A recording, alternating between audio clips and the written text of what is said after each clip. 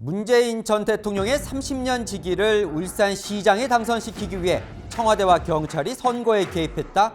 아직도 1심 재판 중인데요. 최근 여러 진술들이 나오면서 결과에 관심이 집중되고 있습니다.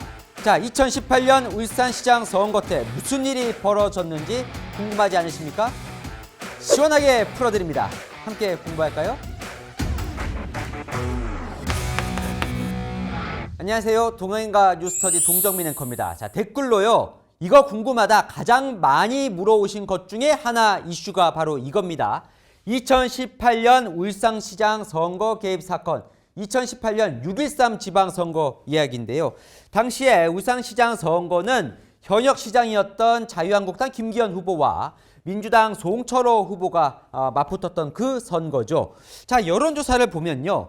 선거 반년 전만 해도 김기현 후보가 현역 프리미엄 앞세워서 2배 앞서 있었는데 결국은 이게 뒤집어져서요. 송철호 후보가 당선이 됩니다. 지방자치 23년 만에 첫 번째 민주당 울산시장, 엄청난 화제가 됐었는데요. 선거 얼마 후에 청와대와 경찰이 이 선거에 개입했다는 의혹이 제기가 됩니다. 제가 검찰이 어떤 수사를 했는지 쫙 봤는데요. 참 지금 봐도 놀라운 대목이 많습니다. 자, 등장인물부터 살펴보겠습니다. 송철호 전 울산시장 나오고요. 문재인 전 대통령 나옵니다. 왜 두 사람이 나오느냐?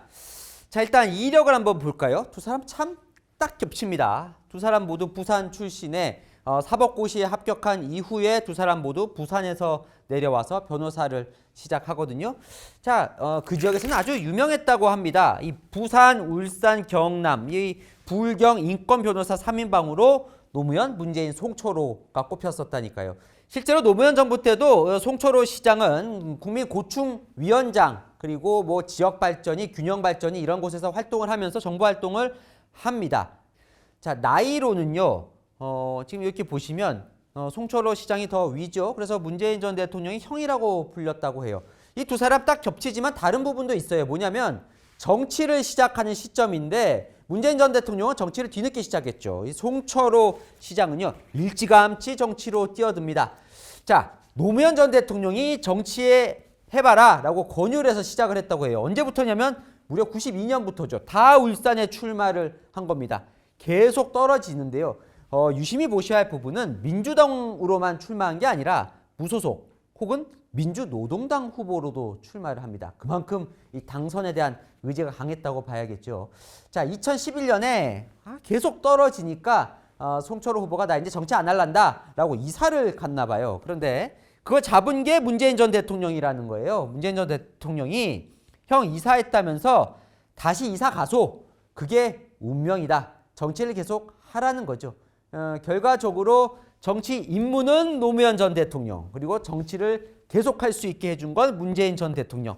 이 사람의 30년 인연. 2014년 울산 국회의원 보궐선거 때 당시 민주당 문재인 의원이 지원 유세를 가서 이렇게 얘기를 합니다.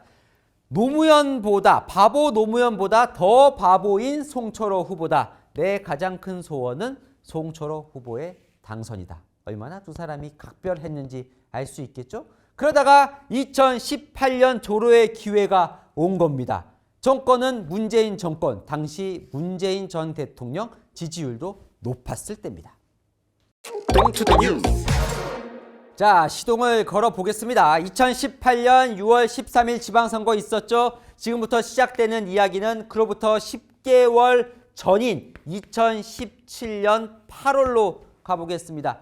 이 8월에 송철호 후보가 울산에서 캠프를 꾸리는데요. 핵심 인물이 바로 송병기 씨입니다. 울산시에서 오래 근무를 했다고 해요. 송 전 시장이 된 이후에 경제부시장으로 쓰기도 하죠. 지금은 부동산 투기 혐의로 구속이 되기도 했어요. 지금 보석으로 풀려나 있지만요. 당시에 울산지방경찰청장이 현재 황운하 민주당 의원입니다. 청와대에서는 그때 당시에 누구였냐면요.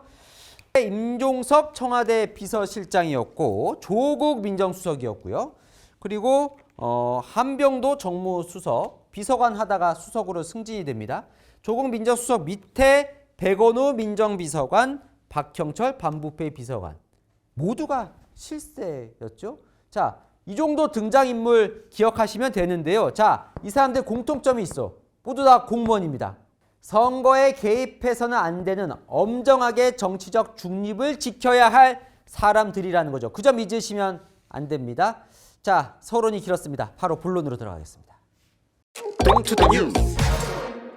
자, 검찰은 이렇게 보고 있습니다. 2017년 8월에 송철호, 송병기 이 두 사람이 경쟁자가 될 김기현 울산시장을 토착 비리 세력으로 몰고 적폐청산 프레임으로 몰고 가야겠다, 이런 전략을 수립을 했다는 거예요. 그래서 울산시에서 오래 근무한 송병기 씨가 자, 울산시로부터 뭐 소문이나 아니면 뭐 비위 정보 이런 걸 이제 막 취합을 하기 시작했다는 겁니다. 그리고 2017년 9월 한 달 뒤에 행동에 착수하는데요. 9월 20일 울산 남구의 한 식당에서 당시 황운하 울산지방경찰청장을 만납니다. 이 세 사람이 만났을 때 이 두 사람이 김기현 울산시장 관련한 비위 사건들 수사를 적극적으로 해달라라고 이야기를 했다는 거죠.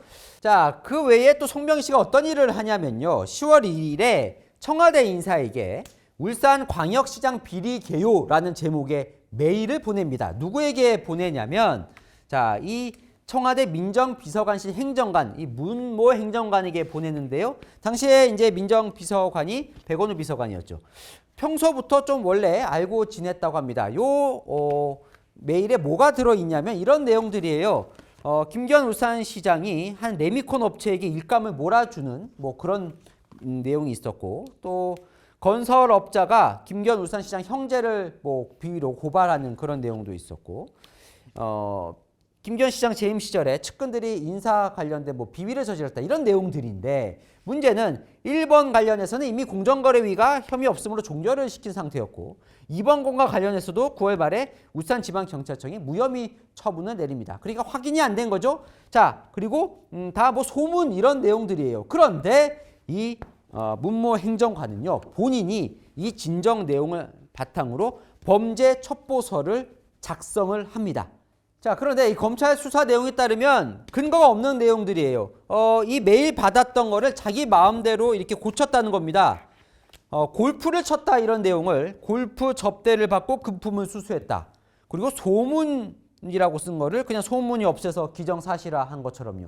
이렇게 본인이 써서 만든 이 보고서를 문 행정관은 사안관인 백원우 비서관에게 보고를 합니다.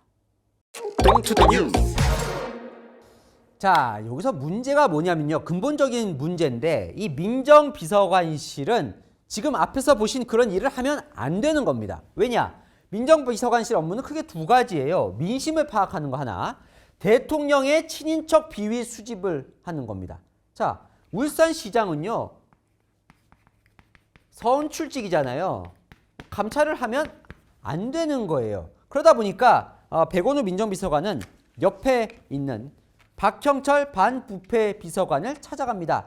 자, 반부패 비서관실은 고위공직자나 공공기관장 감찰을 하거든요.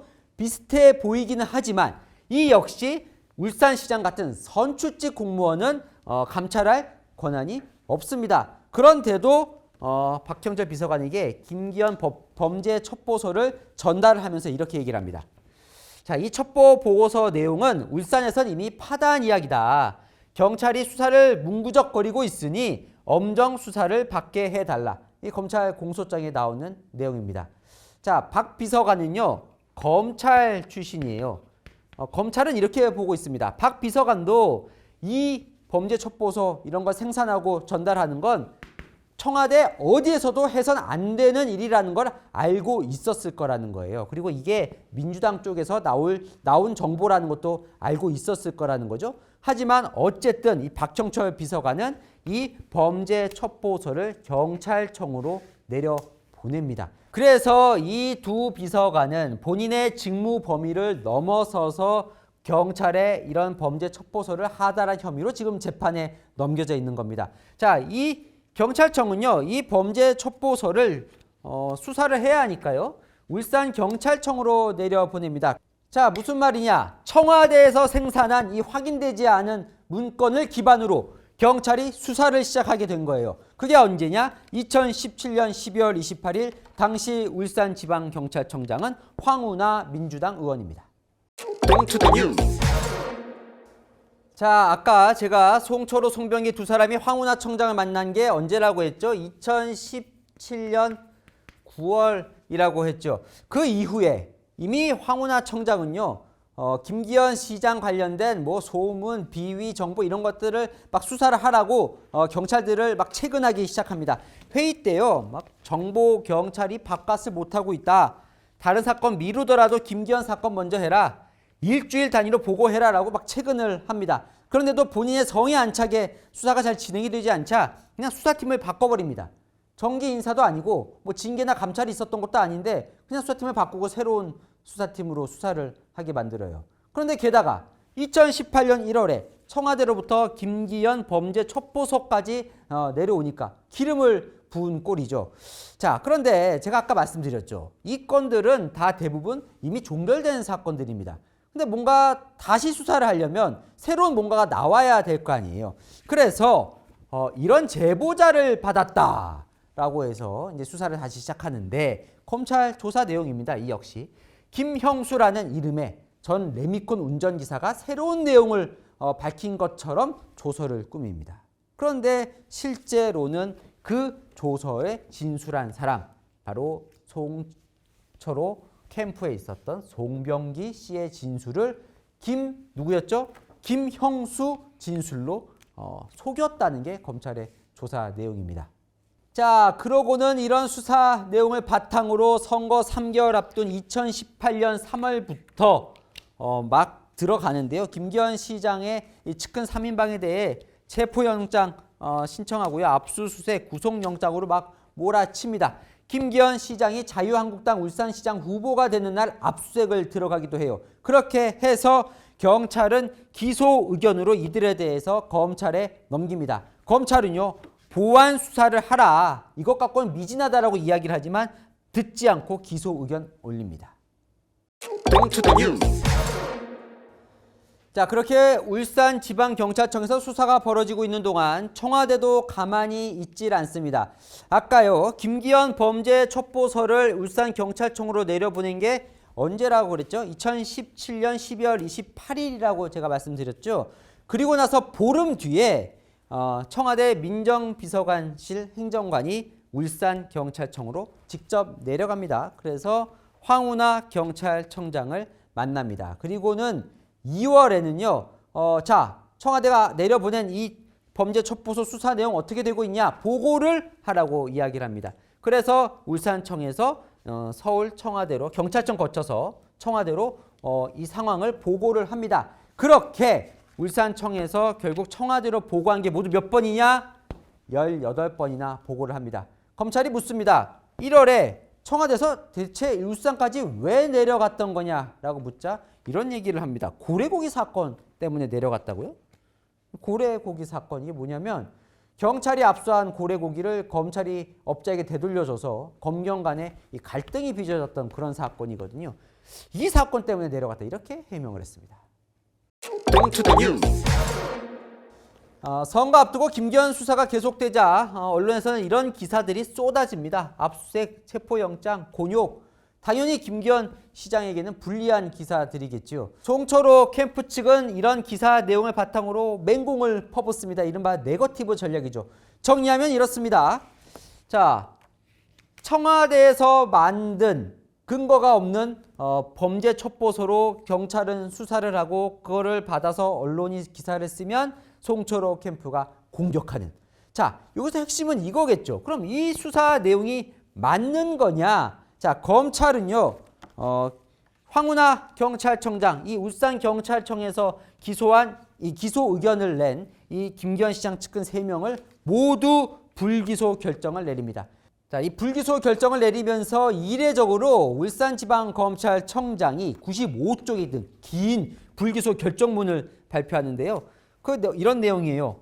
경찰이 수사 공정성, 정치적 중립성, 수사권 남용 논란을 야기한 수사다. 이례적으로 강력하게 비판을 하죠.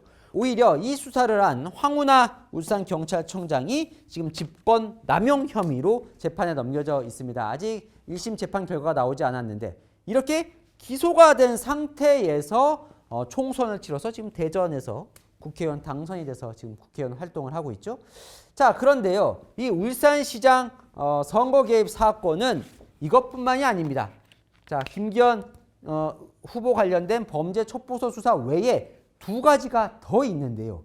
이 내용은 내일 2탄에서 자세히 알려드리겠습니다. 자, 복잡하지만 궁금한 이슈 댓글로 또 남겨주시면 제가 대신 공부해서 풀어드리겠습니다. 동행과 뉴스터디 오늘은 여기까지입니다. 감사합니다.